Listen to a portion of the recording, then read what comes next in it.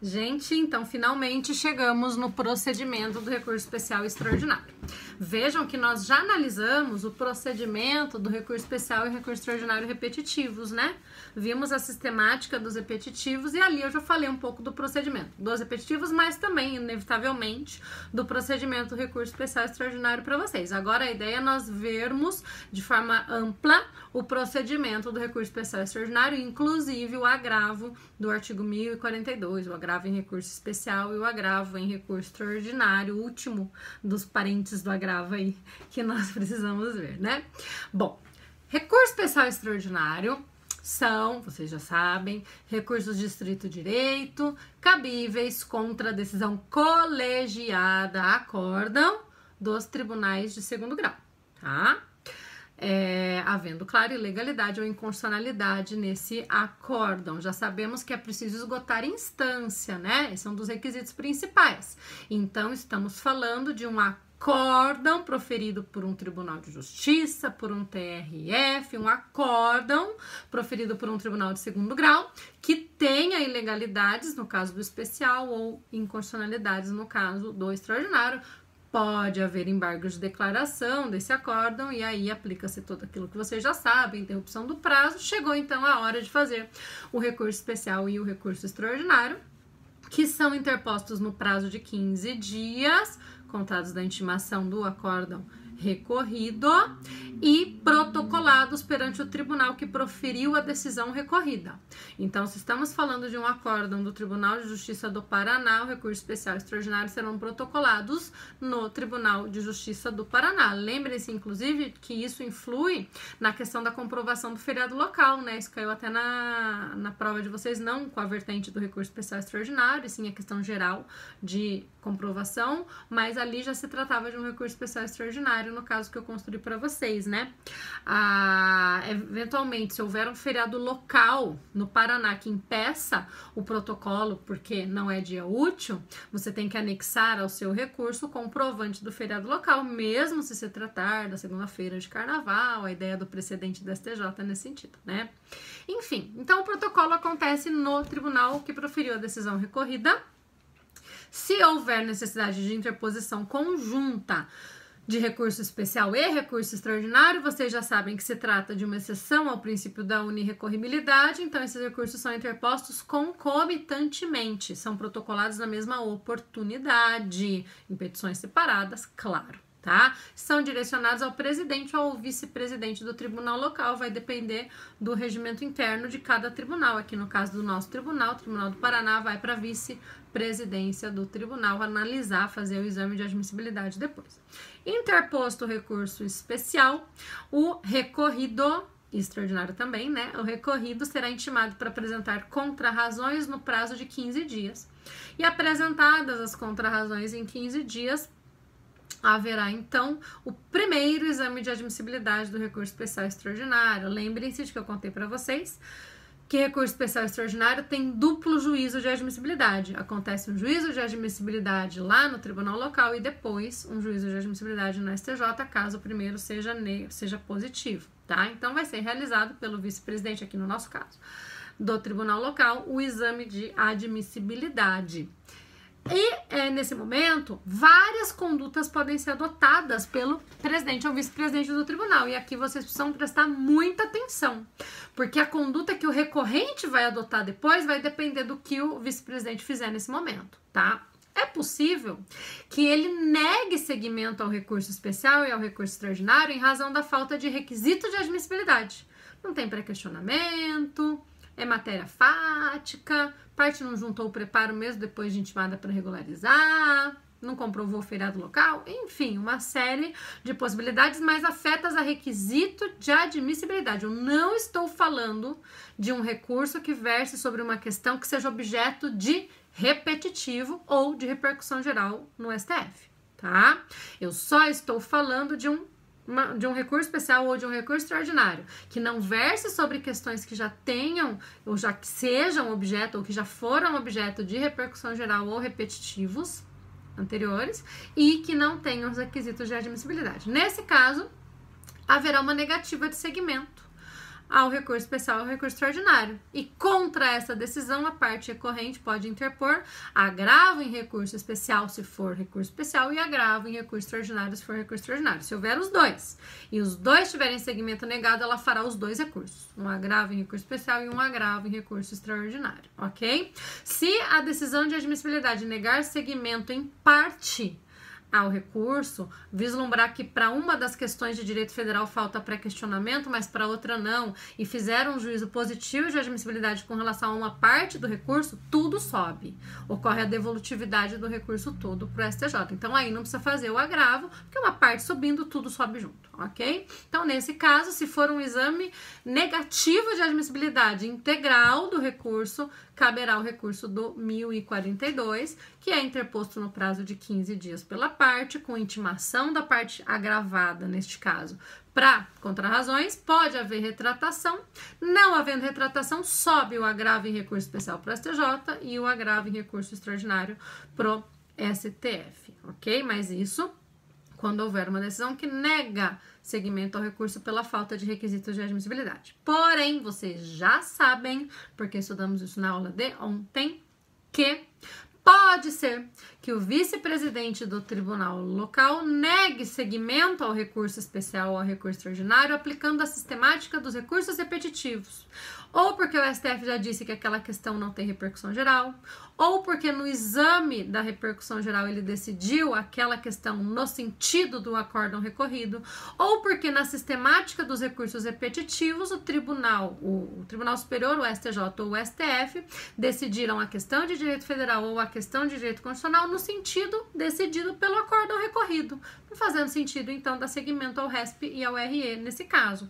Nessas situações, o presidente ou vice-presidente do tribunal local negará seguimento ao recurso especial ou extraordinário em razão da aplicação da sistemática dos recursos repetitivos. E contra esta decisão não cabe o agravo do 1042. Não cabe o agravo em recurso especial e o agravo em recurso extraordinário. Cabe agravo interno para o próprio tribunal que proferiu a decisão de negativa de segmento, e o órgão que vai julgar vai depender do regimento interno do tribunal, ok?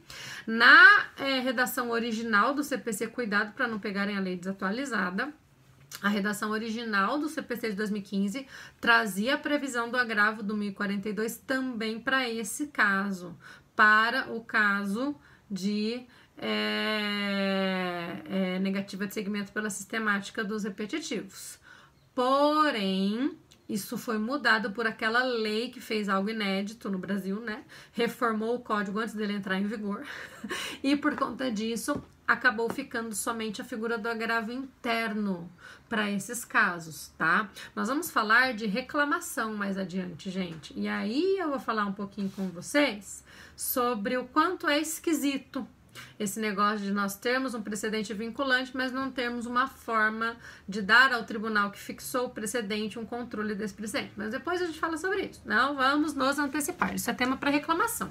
Por hora, o que vocês precisam saber é que, contra a decisão do tribunal local que nega seguimento ao especial extraordinário pela sistemática dos repetitivos, cabe somente agravo interno para o próprio tribunal. É importante isso, porque são recursos diferentes. Imaginem vocês, advogados, fazendo um recurso especial para o cliente de vocês, e esse recurso especial tem segmento negado. Vocês vão ter que saber se o próximo passo vai ser o agravo em recurso especial ou vai ser o agravo interno. E isso muda tudo, né? Porque sequer é caso de aplicação de fungibilidade aí, porque tá lá na lei qual é o recurso correto. Então, errar o recurso aí é erro grosseiro, não existe dúvida objetiva, nem dá para aplicar a fungibilidade. Então, tem que entender isso.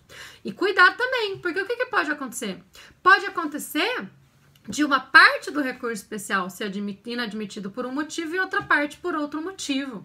Do extraordinário ser inadmitido por falta de requisito e do especial ser inadmitido pela sistemática dos repetitivos. E aí vocês vão ter que fazer os dois recursos, o agravo do 1042 e o agravo interno. Então tem que estar ligado nisso. A gente vai fazer exercícios daqui a pouco aí na nossa parte ao vivo da aula para praticar isso, porque isso é bem importante, ok? Então vocês têm que entender dessa sistemática e do que acontece a depender do tipo de decisão no exame de admissibilidade que vai orientar então o recurso interposto, tá?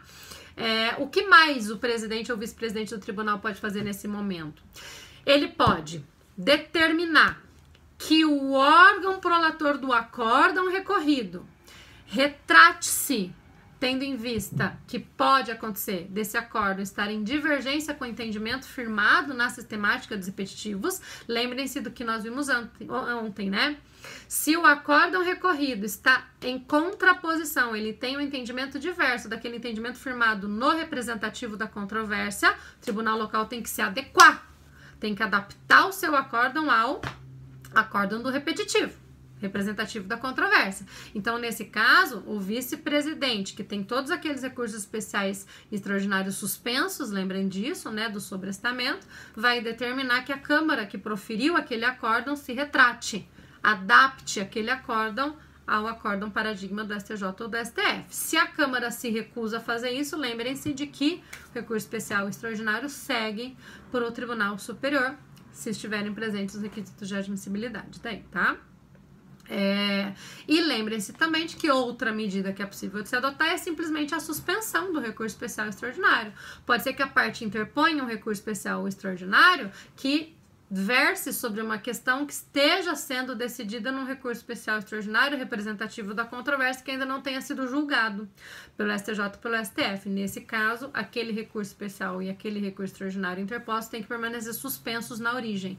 Então, o vice-presidente, vai determinar aí a suspensão desse recurso especial. Ele pode mandar fazer tudo isso. Ou ele pode fazer um exame positivo, um juízo positivo de admissibilidade, vendo que os requisitos estão presentes de admissibilidade e que não é caso de aplicação da sistemática dos repetitivos, porque aquela questão não foi ainda ou não é objeto de um recurso representativo da controvérsia. Nesse caso, sendo positivo, o juiz ele encaminha o recurso especial ou para o STJ e o recurso extraordinário para o STF. Se houver os dois, gente, vai como regra primeiro para o STJ. Julgado no STJ, segue para o STF, se não tiver havido uma prejudicialidade ali da questão do STF, porque eventualmente o STJ já resolveu o problema, não precisamos mandar o processo para o STF, ele perde o objeto.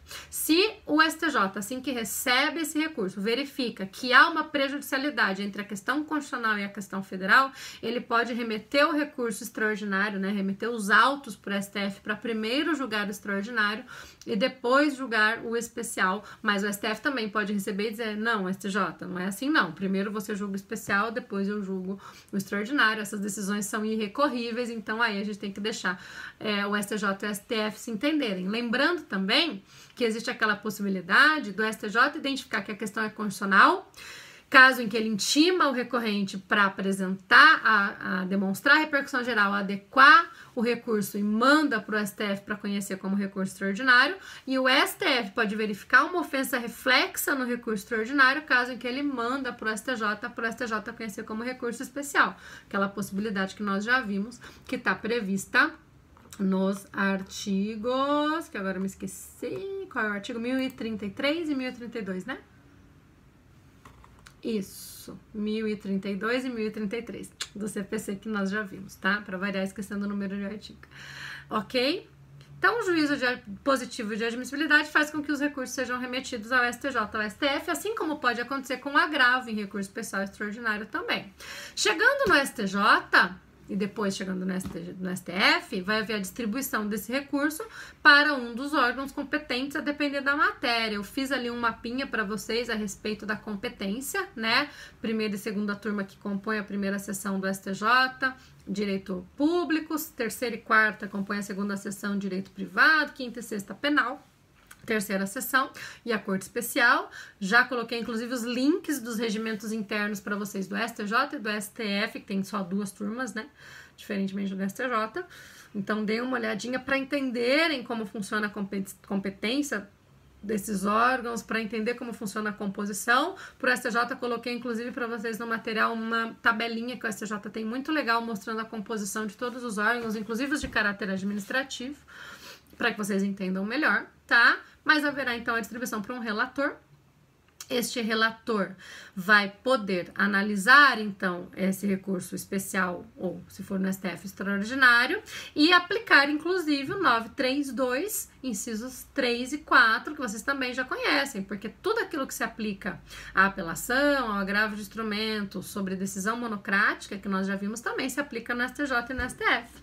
Então, é possível que haja ali uma decisão monocrática negando seguimento ao recurso por falta de requisito de admissibilidade, temos um duplo exame de admissibilidade aí, negando provimento ao recurso porque está em confronto com precedente, ou dando provimento ao recurso se o acórdão estiver em confronto com precedente. Tudo isso por decisão monocrática. E contra essa decisão monocrática cabe o agravo interno do 1021, como acontece lá. Em segundo grau também é a mesma coisa, ok? Não sendo caso de decisão nos termos do 932, o relator vai fazer um relatório, vai pedir um dia de pauta e vai julgar aquele recurso especial, ou se for no STF, o recurso extraordinário no órgão competente. No STJ, por exemplo, gente, as turmas são compostas por 5 ministros, então os 5 vão julgar aquele recurso, tá? Se eventualmente for um caso de competência da sessão, pode ser que a questão interesse a sessão, porque ela interessa as duas turmas, etc. Então tem uma previsão no regimento do STJ de que pode ir para a sessão. Aí vão ser 10 ministros que vão julgar o recurso. Vai ser cabível sustentação oral nesse caso, pode haver eventualmente, a depender do caso, né, intervenções aí até de amicus curiae, na modalidade repetitiva, como vocês já sabem, enfim, dali sai um acórdão. O que pode acontecer? Contra esse acórdão, seja do recurso especial extraordinário, cabe embargo de declaração, sempre, mas pode acontecer do acórdão do STJ no recurso especial apresentar alguma inconstitucionalidade. E aqui, cuidado, essa inconstitucionalidade não pode ser anterior. Não pode ser uma inconstitucionalidade que já existia lá no acórdão recorrido em segundo grau e a parte não fez o recurso extraordinário. Eu estou falando de uma inconstitucionalidade que surgiu no julgamento do STJ, o que é raro, mas pode acontecer. Nesse caso, gente, o acórdão do STJ pode ser objeto de um extraordinário, que vai ser interposto no STJ. O exame de admissibilidade, o primeiro exame de admissibilidade vai ser realizado pelo STJ e tudo que eu já disse se aplica aqui também. Pode ser que se negue seguimento, pode ser que se dê seguimento, seja como for, a gente vai dar o trâmite para que isso depois chegue no STF, tá? Claro que isso tem que ser excepcional, são raros os casos em que isso vai acontecer, mas cabe recurso extraordinário do acórdão do STJ, ok? O procedimento, então, em linhas muito gerais, esse. Olhando para o agravo do 1042 agora um pouquinho com mais atenção. Nós já sabemos que é um agravo que cabe de decisão do presidente ou vice-presidente do tribunal local que nega seguimento ao recurso especial ou ao recurso extraordinário, ele é interposto em 15 dias, parte contrária, o agravado vai ser intimado para contrarrazões e então pode haver retratação pelo vice-presidente ou presidente do tribunal. Se houver retratação, ok, manda-se o recurso especial, o recurso extraordinário para cima. Se não houver retratação, ele então vai enviar o recurso, o agravo em recurso especial, o agravo em recurso extraordinário para o STJ e para o STF, seguindo a mesma linha anterior. Primeiro para o STJ, depois para o STF, salvo se houver prejudicialidade. Recebendo o agravo em recurso especial ou em recurso extraordinário, o relator pode aplicar tudo aquilo que nós já vimos que ele pode fazer com o recurso especial extraordinário, mas como se trata de agravo, ele pode acolher o agravo, entender que a decisão do tribunal local foi equivocada. E aí ele converte o agravo em recurso especial ou em recurso extraordinário, isso acontece bastante também, tá? Ou mesmo julgar conjuntamente os dois, tá? Desde já julgar ali o recurso especial e o recurso extraordinário, mas isso vai acabar fazendo com que a questão constitucional ou a questão federal acabem chegando no STJ e no STF do mesmo jeito, ok? Então, também é uma forma de se acessar as cortes superiores. E aqui, lembre-se de tudo que nós falamos, né? Esse caminho todo é muito mais difícil por conta dos requisitos de admissibilidade. Então, saber fazer esse recurso especial e saber fazer esse recurso extraordinário é fundamental para conseguir, por exemplo, garantir aí um exame de admissibilidade e é duplo, né? Então, conseguir passar por essa dupla barreira de admissibilidade. Nós vamos passar por isso aqui, né? Vocês já sabem que vocês vão fazer fazer um recurso especial no LPJ relativo ao mesmo caso em que fizeram a apelação no terceiro bimestre. Agora vocês vão ter acesso ao acórdão da apelação e a partir deste acórdão da apelação terão então que fazer o recurso especial. E aí nós teremos uma aula só para pensar nesta petição, como fazer o recurso especial. Vou dar várias dicas de como fazer o recurso especial para vocês, ok, pessoal? Era isso do procedimento. Eu fiz um roteiro super detalhado de 7 páginas para vocês, falando todos esses detalhes e algumas outras questõezinhas que ali estão. Vejam esse vídeo, leiam o roteiro com atenção.